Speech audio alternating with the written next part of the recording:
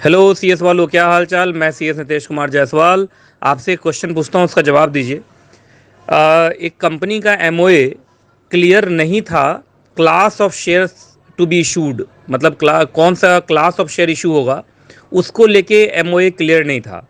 लेकिन उस कंपनी के आर्टिकल ऑफ एसोसिएशन में क्लियरिटी से लिखा हुआ था कि कंपनी अगर चाहे तो different classes of shares issue कर सकती है।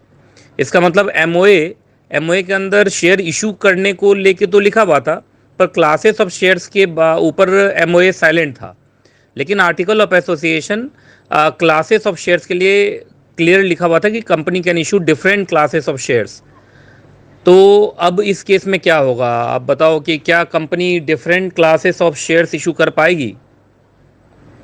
याद रखिएगा, कोर्ट का डिसीजन ये आया था, पहले केस का नाम बता देता हूँ।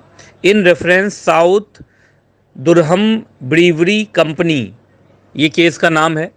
और इस केस में कोर्ट ने यही डिसाइड किया था कि अगर कभी भी मेमोरेंडम ऑफ एसोसिएशन में कोई एम्बिग्यूटी का मतलब कन्फ्यूज़न रह गया, तो आर्टिकल ऑफ एसोसिएशन को यूज किया जा सकता है उस एम्बिग्यूटी को क्लियर करने के में या चीज़ों को एक्सप्लेन करने में। मतलब अगर मेमोरेंडम कभी किसी बात को लेके अगर थोड़ा डाउट में है, मेमोरेंडम का लैंग्वेज आपको थोड़ा एम्बिग्यूअस लग रहा है, क्लियर नहीं लग रहा है, तो उस केस में आर्टिकल ऑफ एसोसिएशन का इस्तेमाल करके आप उसकी मीनिंग को एक्सप्लेन कर सकते हैं, मीनिंग में क्लैरिटी ला सकते हैं।